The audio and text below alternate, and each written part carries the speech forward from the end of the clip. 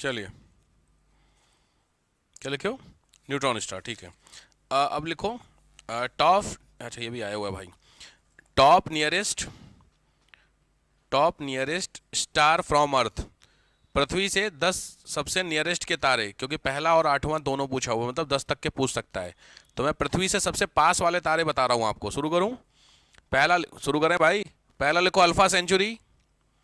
Alpha Centauri पहला star. दूसरा Sirius. Sirius. तीसरा प्रोसियन।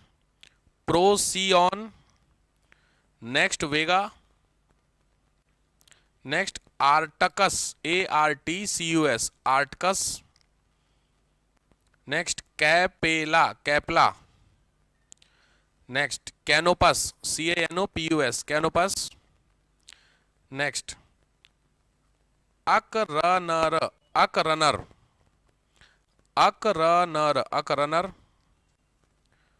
Next Betelgeuse. BETELE Betelgeuse. GEEZ battle गीज।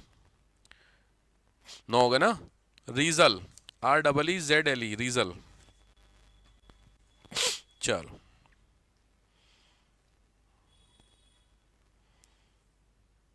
ठीक है। तारों के अलग अलग कलर भी होते हैं, ध्यान रखिएगा। एक तरफ लिखो आ, हाँ ऐसे लिख लो, ज़्यादा अच्छा है। कलर लिख लो इधर। भाई किसी भी चीज़ का कलर उसके टेम्परेचर पे डिपेंड करता है।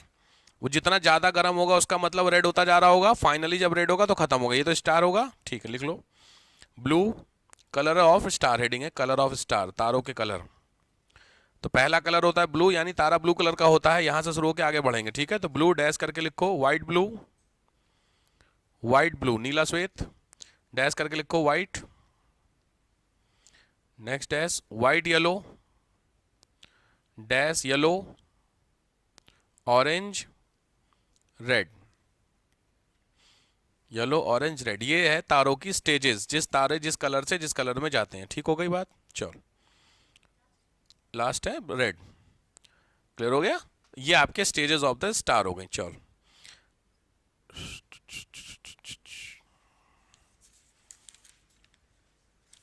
हाँ जी साहब, चलो ठीक है, हो गया। चलो अब हेडिंग डालो। सन, सूरज।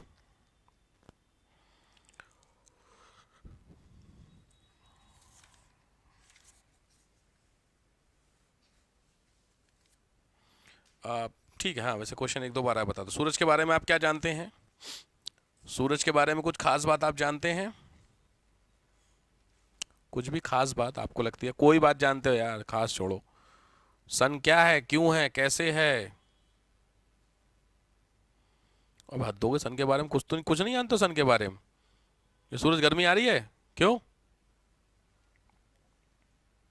क्योंकि दिन है इसलिए है। गर्मी क्यों आ रही है? रात को क्यों नहीं आती गर्मी? डूब जाता है सूरज। हाँ तेज बोलो यार। क्या हो रहा, तेज बोलो। या तो पता बात तो, या तो सही बोले या गलत बोलोगी। सही बात है ना, रात को सूरज क्यों नहीं दिखता? किसका रोटेशन? हाँ, अर्थ का रोटेशन क्या है? On its axis. तो उससे क्या होगा? सही जा रहे हो तो। हाँ अरे भगवान, सूरज उरज नहीं डूबता है। अर्थ का जो रोटेशन होता है वो वन साइडेड पोर्शन होता है। आधी अर्थ के हिसाब से सिस्टम काम करता है। तो हाफ जो अर्थ का पोर्शन होता है वो सन के सामने होता है, और वो घूम करके फिर इधर चला गया। तो सीधी बात है, सन के सामने वाला ये हिस्सा मुड़ के इधर चला गया। तो जब पीछे की तरफ चला गया तो जो दो हिस्सा अंधेरा था वो हिस्सा सामने आ गया। इसीलिए 12 घंटे का दिन 12 घंटे की रात होते हैं अप्रॉक्स। समझ रहे हो बात को? ठीक है। सूरज आपके जितने पास होता है उतना लंबा दिन होगा। सूरज जितना दूर जाएगा उतनी कम दिन होता है। उसी को बोलते हैं, जब कम होगा तो उसी को ठंड होती है। तो धीरे धीरे अभी आज हम लोग कहाँ पे, कितनी डेट है? 4 मार्च। तो लॉजिक बात है, सूरज हमारे धीरे धीरे पास आ रहा है। भाई मई में जून में याद है 23 जून 21 जून को पास आता। तो सूरज हमारे पास आ रहे, इसलिए दिन क्या हो रहा है आपका, लगातार बड़ा होता जा रहा है। ठीक है, ठीक बात। ये एक बात हुई। उसके अलावा और कुछ सूरज के बारे में कुछ भी खास बात? कितना टेम्परेचर है सूरज का, डिस्टेंस कितनी है सन की, अर्थ से सन कितना है? कोई बात नहीं, समझ गया मैं, लिख लो। लिखो। सबसे पहली चीजें हैं दो तीन चीजें। नंबर एक, डाया लिख लो 13.84 लाख किलोमीटर, 13.84 लाख किलोमीटर का डाया। डाया समझते हैं, सर्किल का जो डाया होता है व्यास होता है, ठीक।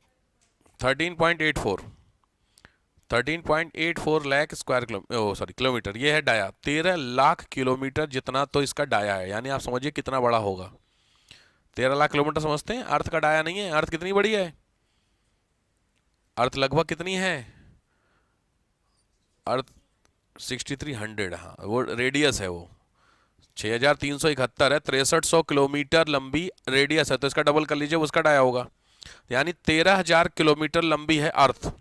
13,000, ये कितना आपका 13 लाख। डिफरेंस समझ में आ रहा है कितना? तो कितना बड़ा। तो आपको लगता है कि हम सूरज को अब तो क्या, तो जरा आराम से, ठीक है। पहली चीज। दूसरी चीज, टेम्परेचर, इसके सेंटर का टेम्परेचर लिखो 15 मिलियन डिग्री सेंटीग्रेड। 15 मिलियन मतलब कितने हो गए? लगभग 1.5 करोड़ डिग्री। 15 मिलियन समझ गए, 1 मिलियन 10 लाख होता है, तो 1.5 करोड़ डिग्री सेंटीग्रेड तो इसका सेंटर का टेम्परेचर है साहब। तो आप जरा हिसाब लगाइएगा किस हिसाब से होता है।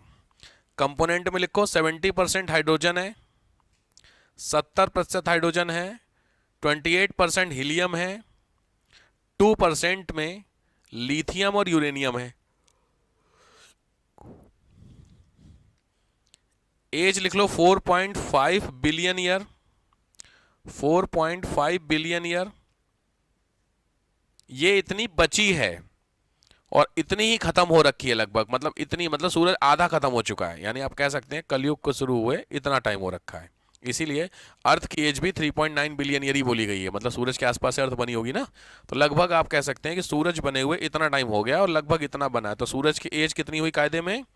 4.5 9 बिलियन। तो 9 बिलियन के आसपास सूरज की एज है। चलो अब इंटरनल स्ट्रक्चर हेडिंग डालो। आंतरिक संरचना, आंतरिक संरचना की बात करते हैं तो आपको क्या करने हैं? 3 सर्किल बनाने हैं अंदर, उसके सबसे बड़ा मतलब सबसे सर्किल बनाओ, फिर उसके बाहर, उसके बाहर। बन गया एक सर्किल छोटा, फिर उसके बाहर दूसरा, फिर उसके बाहर तीसरा। 3 सर्किल बन गया भैया, हो गया। तीनों सर्किल में अंदर वाले सर्किल से बाहर की तरफ नाम दीजिए 1 2 3। अंदर वाला सर्किल 1, उसके ऊपर वाला 2, उसके ऊपर 3। हो गया।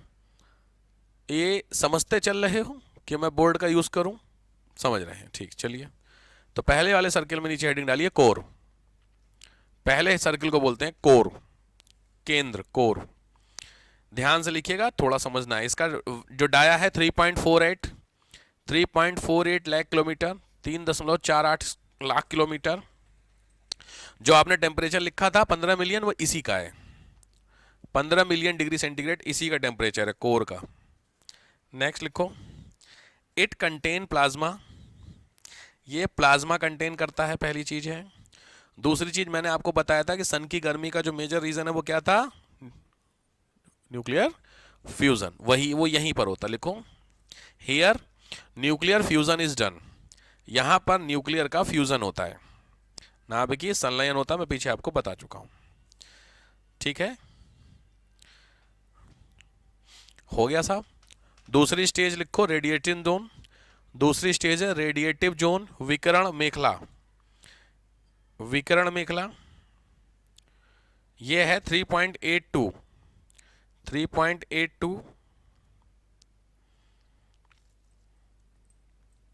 स्क्वायर किलो, ये लाख किलोमीटर का डाया 3.82, ठीक है। देखो, it contain photon. It contain photon, ये फोटोन रखता है और यहां से आपकी रेज निकलती है, उनका नाम है एक्स और gamma raise. Here it create x and gamma rays. यहां से एक्स रे और गामा रे आपकी निकलती हैं। Here it create X rays और गामा रेज। आपने सुना होगा सन से एक्स रे आती हैं, इसीलिए आप लोगों ने वो देखा होगा, क्या बोलते हैं, जब वो होता है एक्लिप्स, तो आपने एक्सरे वाली फिल्म से यूज देखा कभी? एक्लिप्स देखा आप लोग अपनी आंखों से? अपनी आंखों से एक्स नहीं देखा कभी? एक्लिप्स आप लोगों ने अपनी आंखों से नहीं देखा? देखा है तो कुछ लगाया था आंखों पे? डायरेक्ट कभी मत देखिएगा एक्लिप्स, क्योंकि डायरेक्ट में थोड़ा सा इश्यूज रहते हैं। एक्लिप्स समझ रहे हो? सौर ग्रहण, सूरज क्या बोलते हैं ना, सूर्य ग्रहण, ग्रहण, हाँ, सूर्य ग्रहण और चंद्र ग्रहण अलग ही लेवल का हिसाब किताब चलता है, जबकि एक नेचुरल फिनोमिना है। भाई वो ऐसा रोटेशन बेसिस इस तरीके से है कि वो आमने सामने आ ही जाता है, सिचुएशन है भाई, कोई भी चीज़ रोटेट हो रही है तो कभी ना कभी तो आमने सामने एक दूसरे के आएगी आएगी, ये कोई नई बात नहीं है। बट हिंदू मैथोलॉजी में अलग ही लेवल का उसको बताया गया, खतरनाक वाली सिचुएशन है ग्रहण, खास करके प्रेगनेंसी में अलग ही लेवल का चलता पागलपन। हाँ मैं पागलपन इसलिए बोलता हूँ क्योंकि अलग ही लेवल का सास ससुर ऐसा माहौल बना देते हैं कि मतलब भाई साहब, जो माएँ होंगी उनको पता होगा क्या हालात से, अगर उसके समय ग्रहण पड़ा, अच्छी बात है कि प्रेगनेंसी में ग्रहण ना पड़े, बट ऐसा हो नहीं सकता क्योंकि साल में ग्रहण पड़ता ही पड़ता है, और जो प्रेगनेंसी 9 महीने की होती है तो ग्रहण मतलब बहुत रेयर चांस है कि कोई भी एक ग्रहण ना पड़े।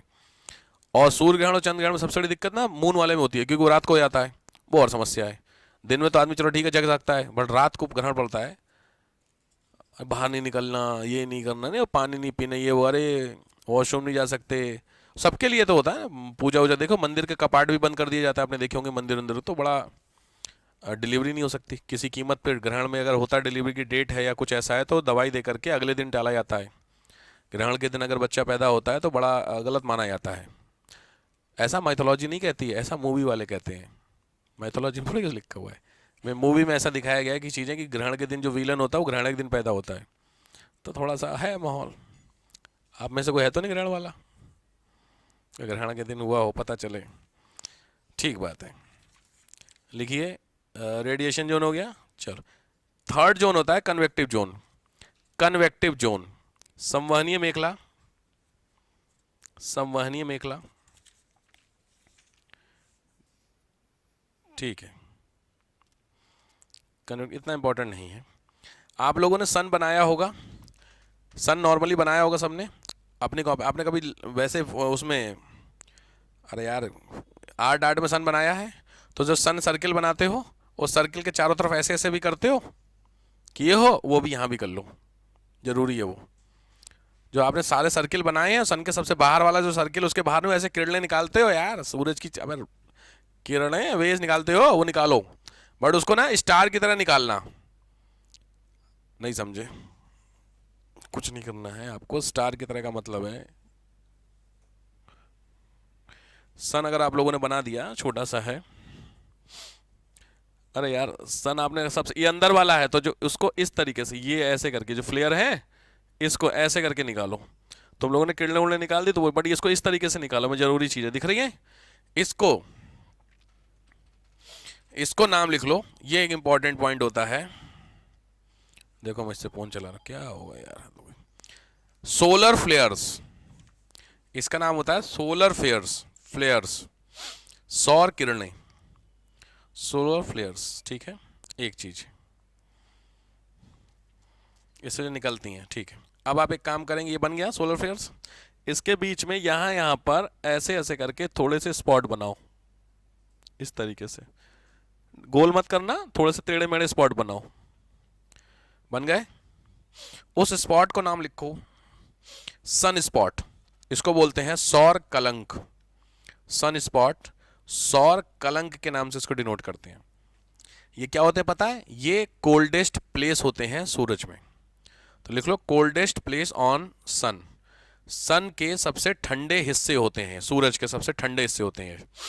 इसका ये भी मतलब हम यहाँ जा सकते क्या, पता चले कि नासा वाले पगला हो नहीं, समझ रहे हो, तो ये ठंडे सूरज, यार सोचो 1.5 करोड़ वाला थोड़ा सा ठंडा होगा, ठीक है, सन स्पॉट इंपॉर्टेंट। नेक्स्ट इसी में लिख के हेडिंग डालो कोरोना, कोरोना, कोरोना होता है एक्सटर्नल, अगर चाहो तो बनाना तो आप कुछ इस तरीके से बना सकते हो, ये अगर, क्योंकि दिक्कत क्या, तुम लोगों ने पेन 2 कलर के हैं, तो 2 कलर के, तो दूसरे वाले कलर को लेकर के, जैसे मैं यहाँ बता देता हूँ, दूसरे वाले कलर को लेकर के ये जो फ्लेयर बनाएंगे, इसके फ्लेयर आप ऐसे कर लो, इसके फ्लेयर का कलर दे दो, समझ गए। तो ये जो हिस्सा हुआ इस और पहले और इसको बोलते हैं कोरोना, कोरोना, ठीक है। यहां से लिखो it create solar winds, it create solar winds, यहां से सोलर विंड्स निकलती हैं, solar winds,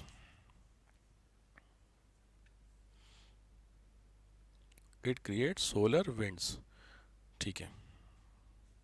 this incident is known as prominence, इस घटना को प्रोमिनेंस बोलते हैं, हिंदी में भी सेम है, इस घटना को प्रोमिनेंस बोलते हैं,